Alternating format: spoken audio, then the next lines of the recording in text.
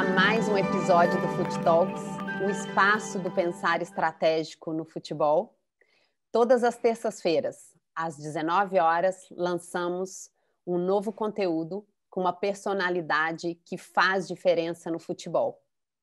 Hoje, com imensa alegria, apresentamos Oliver Seitz, um parceiro nosso de longa data, que é uma pessoa que tem um currículo incrível.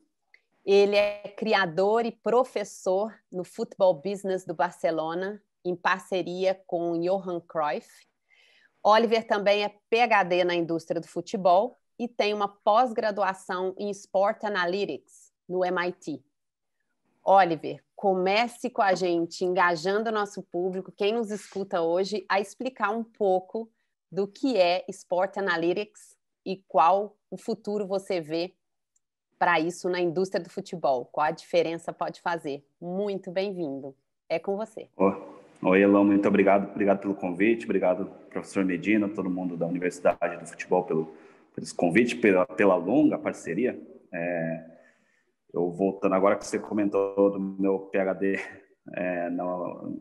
faz muito tempo que eu fiz o meu PhD e eu lembro que uma das bases de apoio para o meu PhD sempre foi, na época ainda, a cidade do futebol. O professor Medina foi um grande parceiro nesse período. Então, é um orgulho muito grande poder estar aqui falando com ele e com vocês todos. Bom, Sport Analytics, bom, a ideia do Analytics como um todo tem várias vertentes de como se pode entender isso, né? Mas eu gosto de entender o Analytics como um processo de estruturação de conhecimento, né? Em geral, a ideia de Analytics ela tem muito a ver com dados numéricos, né, quantitativos. As pessoas remetem o uso de Analytics para quando você está usando uma planilha de Excel, para quando você está extraindo números, convertendo ações em números para analisar esses números, para entender os fenômenos.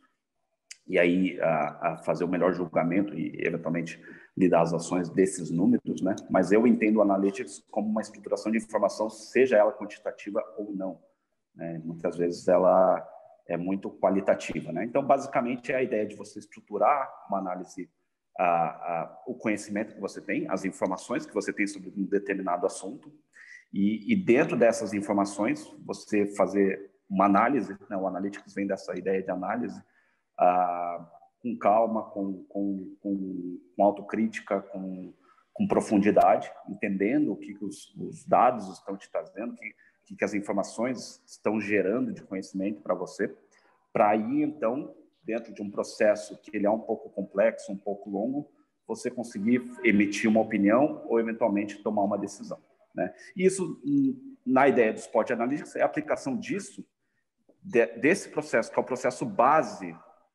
da evolução humana, né? Da evolução tecnológica, da evolução dos negócios, da evolução financeira. Não se cresce mercado, não se evolui indústrias, não se evolui o próprio comportamento humano, as facilidades, as melhorias de saúde, enfim, etc. Não se faz isso sem um processo de análise das informações, né? Para geração de conhecimento. É a aplicação disso na esfera esportiva e, no nosso caso, no futebol. É como você consegue tomar melhores decisões utilizando as informações que existem para gerar conhecimento efetivo.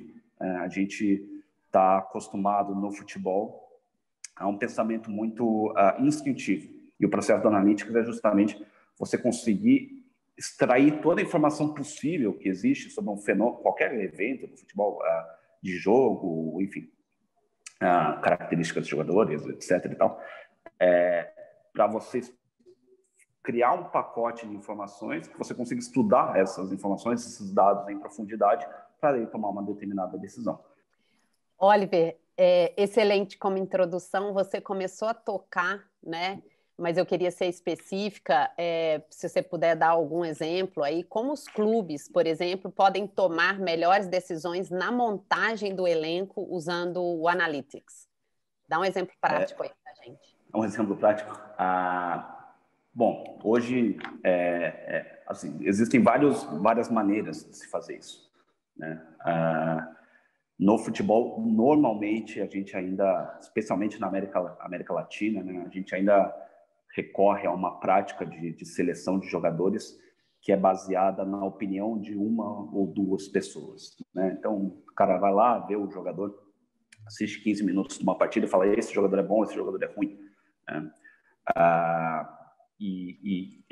Invariavelmente, você fazer isso, você vai incorrer no erro com grande frequência, né? Porque é muito provável que essa avaliação dê certo ou errado, não pelo teu conhecimento, mas muito pela aleatoriedade das coisas, né? Pode dar certo ou pode dar errado, né? É um cara ou coroa, no fim das contas, né? O processo de analytics nessa parte de recrutamento de jogadores vai buscar mais informações, né? Você vai buscar tudo que é informação possível, né? Dentro de um parâmetro de informações que você já definiu antes como sendo as coisas mais importantes que você está buscando. Então, você tem uma aplicação dupla do Analytics nesse processo. A primeira parte do processo é você conseguir entender o que você quer. Então, muitos clubes não sabem, vão contratando jogadores sem saber exatamente o que eles estão procurando. Então, o Analytics vem para entregar para o clube, para os tomadores de decisão, exatamente como é que a gente, não exatamente, né, mas uma proximidade muito maior de qual que é o que se está buscando em um jogador, né? E aí você pode fazer processos simples, estruturações simples, com 5 características, 2 características, 10 características, a processos mais complexos que vão combinar 150 características de um jogador, combinado com análise numérica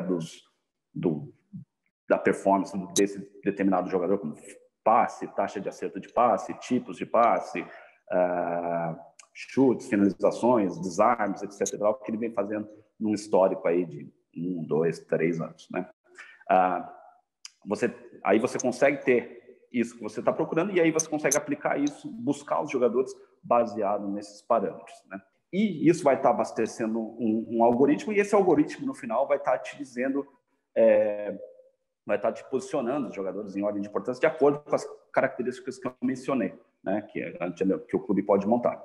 Nesse processo, você vai ter vamos lá, não é bem um ranking, mas é um ranking, você vai ter um ranking de avaliação de jogadores que são os jogadores que estão mais de acordo com aquilo que você está buscando ou não, né?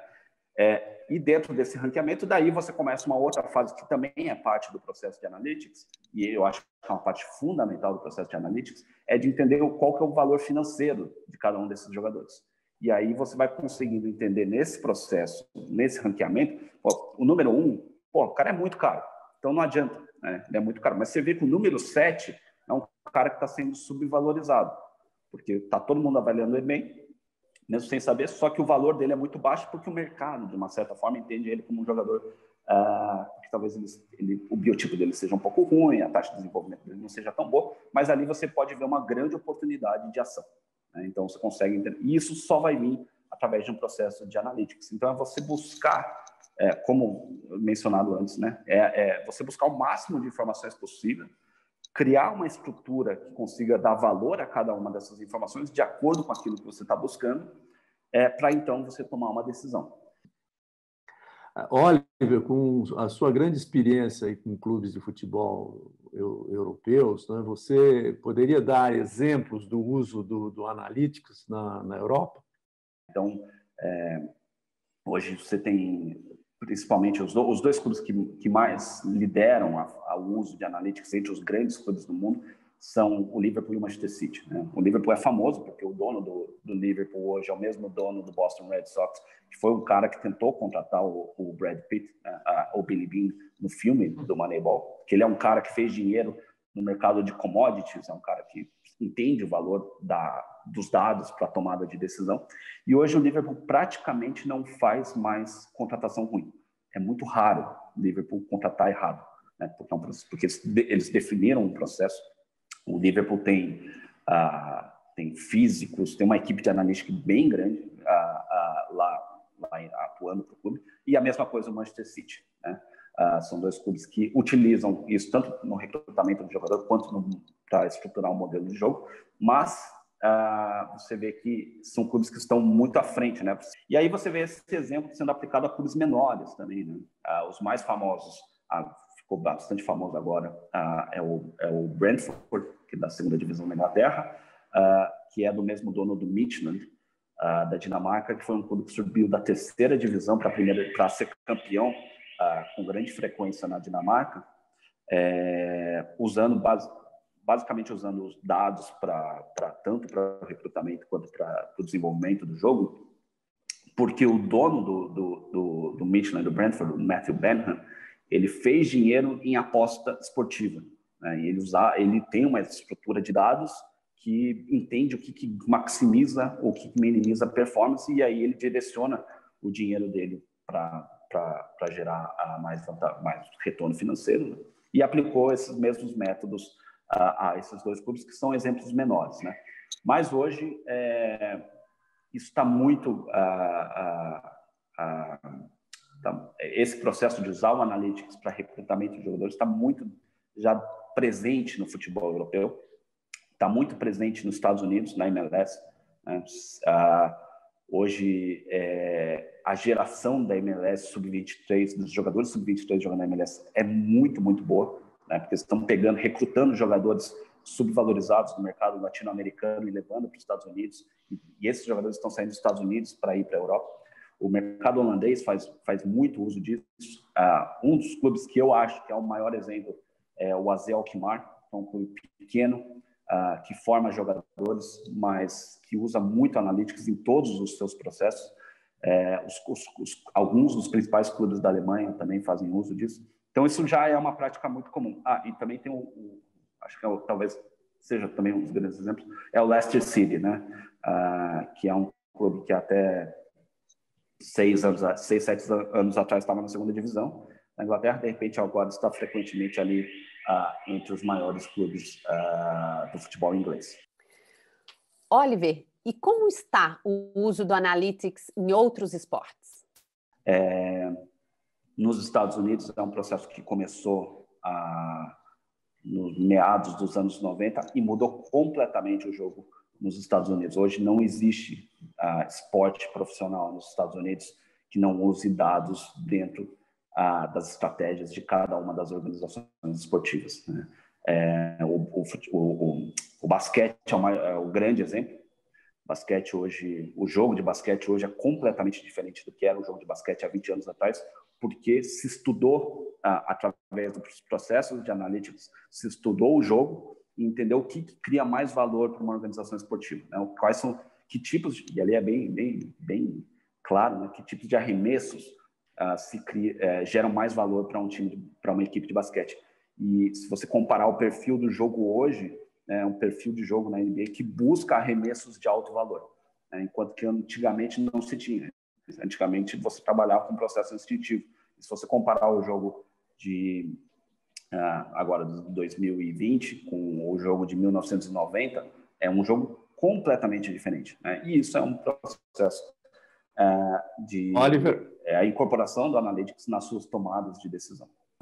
Oliver, você conviveu assim, muitos anos na Europa, né, estudando, envolvido com projetos de futebol, né, ligados a esse uso aplicado, né, de dados, análise e raciocínio sistemático, né, para você tomar as decisões. E nos últimos 2 anos você fez uma imersão, vamos dizer assim, no futebol brasileiro, né? Quais as principais diferenças entre os padrões de jogo das equipes brasileiras em relação às equipes europeias, assim, de forma sintética, que paralelo que você traçaria aí? Em que estágio o Brasil está hoje, se comparado à Europa? A gente está bem atrás, né? É um jogo diferente. O jogo que se joga na Europa é um jogo diferente daquele que se joga no Brasil. Isso porque existe, do ponto de vista numérico, né? É muito evidente a diferença de intensidade de jogo, né? E a intensidade de jogo corresponde ao volume de ações que são realizadas em um determinado jogo, né? Aqui no Brasil a gente ainda tem bastante tempo de bola num jogo em que nada acontece, né? O cara pega a bola, tem um espaço, tem tempo para pensar. Isso já no futebol de ponta da Europa já não se tolera mais, né? Você não tolera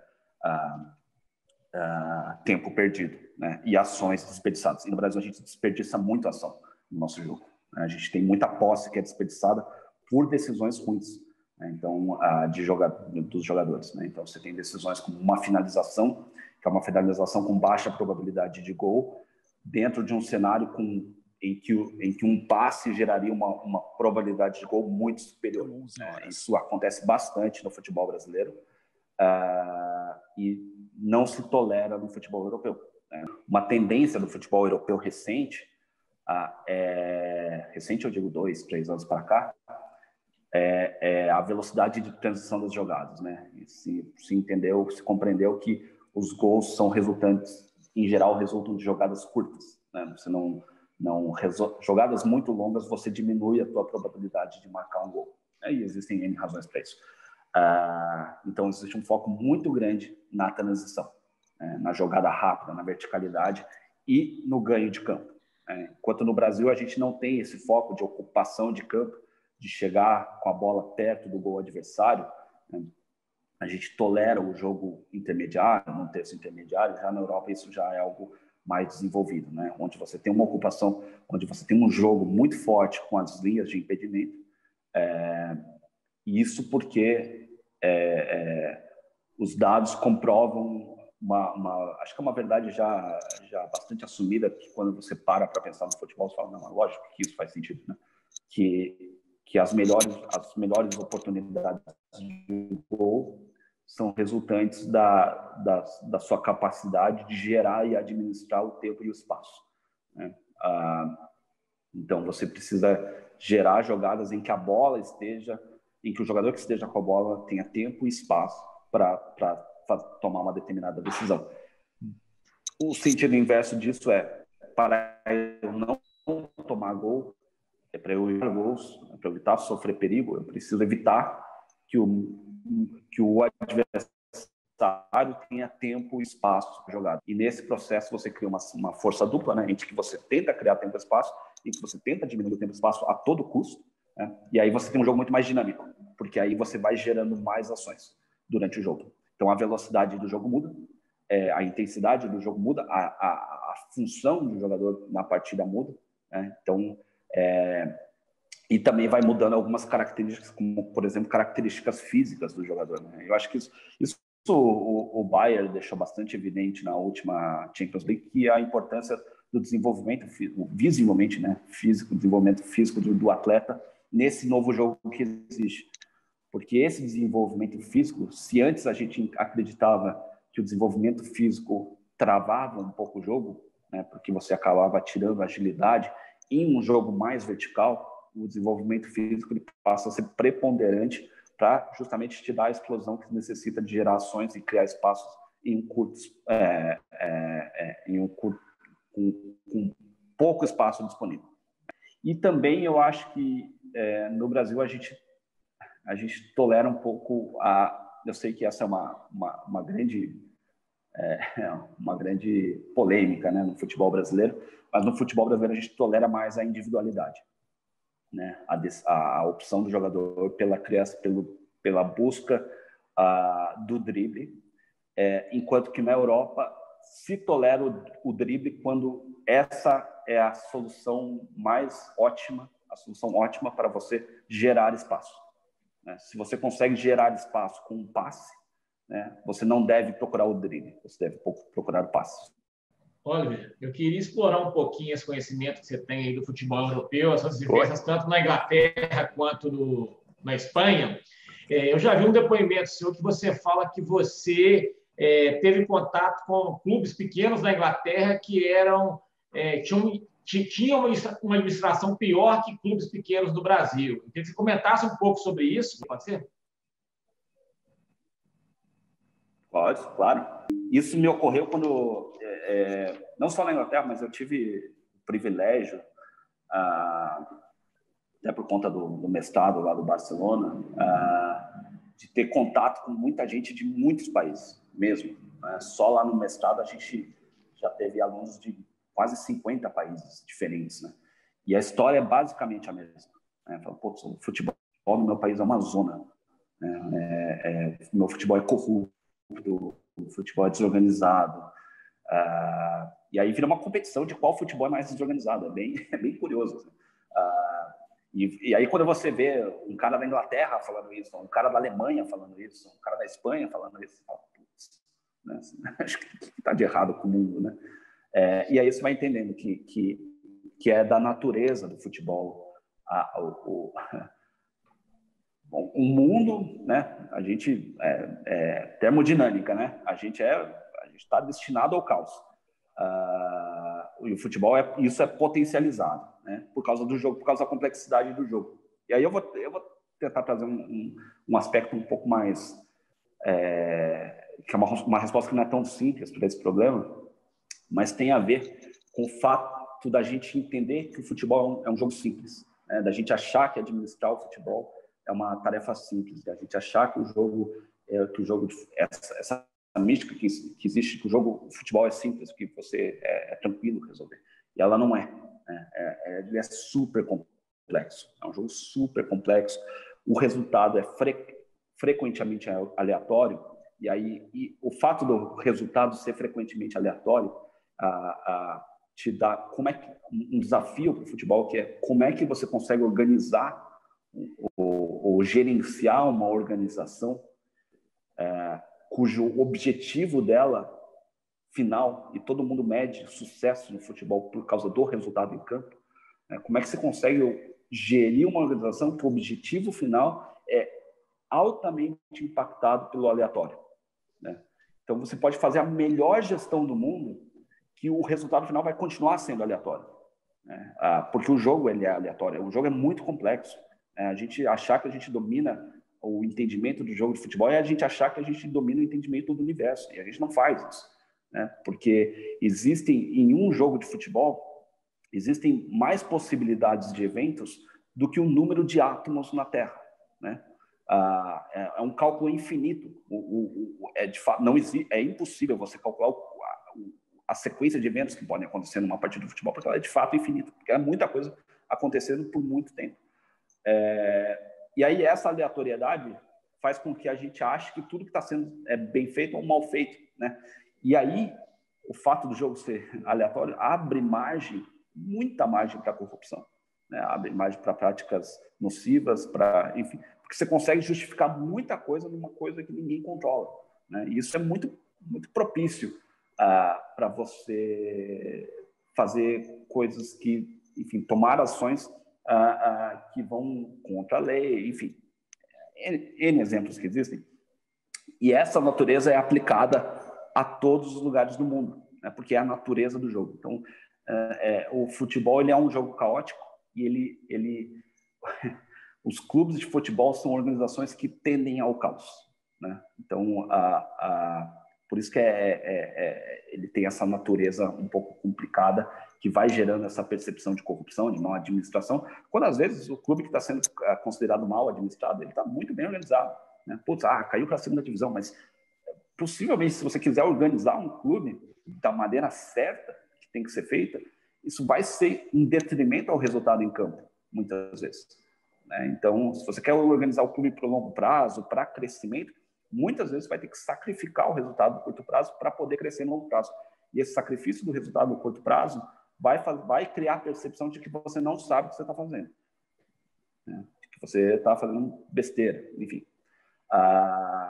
Mas essa é uma discussão bem filosófica, assim, que vale uma extensão bem grande. Oliver, para passar agora para as palavras finais suas, né, eu queria só a gente refletir um pouquinho, né, sobre essa frase, né, que o que não pode ser medido não pode ser gerenciado, e um contraponto a isso é que nem tudo que pode ser contado conta e nem tudo que conta pode ser contado, né? Você, nas suas respostas, deu assim, ênfase, né? Essa complexidade que é o futebol, né? E Analytics é muito essa coisa de você medir e quanto mais você consegue esses dados, gerenciar melhor, né? Queria que você desse assim, as suas palavras finais, aí refletindo um pouquinho aí sobre essa questão desse equilíbrio, né, entre o quantitativo e o qualitativo né, que é um assunto que eu sei que te preocupa muito.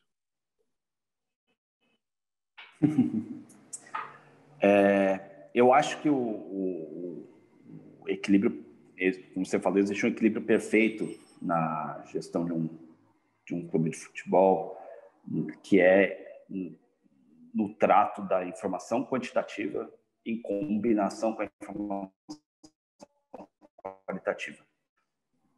Muita coisa que a gente não consegue extrair os números, né? Mas a gente consegue extrair avaliações e, eventualmente, estruturar essas avaliações para gerar uma decisão melhor. Existe um estudo muito grande que foi feito em 2006, 2007, é histórico, assim, é um estudo bem que sugeriu, hoje o que se entende, que existe no futebol, quando é uma partida só, existe uma chance de 45% do time que está abaixo da tabela vencer o time que está acima da tabela. Isso faz de um jogo praticamente um jogo de cara ou coroa. É quase 50%, 50%. E a ideia do Analytics não é... Só separar. A nossa ideia de percepção de melhora de resultado de jogo a gente busca certezas, né? No futebol, a gente busca a vitória, a gente vai ganhar, a gente vai se classificar, a gente vai subir para a primeira divisão, a gente não vai ser rebaixado, a gente busca certezas. O Analytics nunca vai te dar certezas, mas ele vai te dar aproximações maiores da possibilidade de sucesso.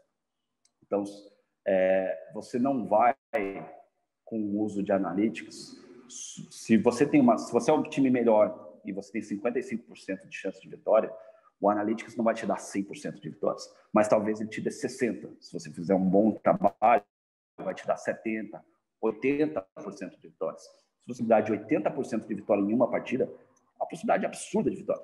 É uma probabilidade muito grande que você vai ganhar aquela partida. Mas implica dizer que em 10 cenários que essa partida seja disputada, você vai perder em 2. Você vai ganhar 8 ou vai perder 2. E aí existe essa probabilidade. O que acontece no futebol é que quando esse 2 acontece, um ou outro acontece, você desmerece todo o trabalho que está sendo feito por uma coisa que é incontrolável, né? Mas, se você conseguir estabelecer isso como um processo de longo prazo, se você perder uma partida na qual você tinha 80% de chance de vitória, é muito provável que a próxima partida você vai ganhar, porque são eventos raros que probabilisticamente não vão se repetir. E aí o que acontece, e aí é uma clareza no futebol europeu, você começa a mensurar a performance pela probabilidade. Você deixa de mensurar performance pelo título, você deixa de mensurar performance pela vitória, você passa a analisar a performance pela probabilidade. E quando você começa a fazer isso, você começa a criar a longo prazo, porque aí você vai retirando esse fator da aleatoriedade na criação da expectativa que você tem em relação a um time. Então, a gente deveria ter ganho, a gente perdeu, mas está tudo bem, né? A gente vai continuar nesse processo. O resultado de uma partida em si não vai impactar na tua tomada de decisão. Você não precisa trocar de técnico porque você teve 3 goleadas seguidas, sendo que nessas 3 goleadas seguidas você deveria ter ganho essa partida por pelo menos 1 ou 2 gols. Abandona isso, né? Você fala, perdemos 3 partidas seguidas, ok, mas está tudo bem. Está tudo bem, porque isso significa que se a gente continuar nessa toada, a gente vai ganhar no futuro, né? E o que acontece muitas vezes perdemos 3 partidas seguidas, ainda que a gente tenha grande probabilidade de vitória, abandona-se tudo, recomeça tudo do zero, e aí você entra num ciclo que não sai do lugar. E o futebol brasileiro não sai do lugar muito por causa disso. Beleza, Oliver. O assunto dá pano para manga aí, né? Elô. Oliver, a gente super te agradece, a gente fica aqui escutando, né? E, na realidade, acho que eu encerro te agradecendo e usando uma expressão que você falou agora, e que exige uma mudança gigante, né? Porque é muito complexo e você usou a palavra longo prazo, você usou a palavra estratégia, porque mesmo aqui, muito focado em te escutar, é bastante complexo e eu acho que o resumo desse nosso bate-bola hoje é que é uma jornada absolutamente necessária, transformadora, mas não vai ser fácil. Mas quem está começando antes vai beber água limpa, mas muito a aprender, muito a estudar, né? Então, a gente te agradece por ter trazido essa complexidade com algumas traduções, mas nos instigando a entender que é um longo caminho, mas que eu acho que já tem ferramentas e pessoas com capacidade para fazer essa transformação e ajudar os clubes nessa jornada. Super obrigada, sempre um prazer estar com você. Agradeço também aos meus sócios, todos os colegas da Universidade do Futebol, e a gente fica sempre em contato. Obrigada. Eu que agradeço, Elô. Muito obrigado a todos, obrigado a você, obrigado, Medina, obrigado a todo mundo. Espero que tenha feito algum sentido. Não, mas... e ela não é... Eu reconheço que ela não é uma conversa muito introdutória, né? Ela é uma conversa complexa, pode ficar pesada, mas, como a Elô disse, é um caminho que não tem para onde fugir, né? Esse é o caminho e a gente tem que seguir por ele.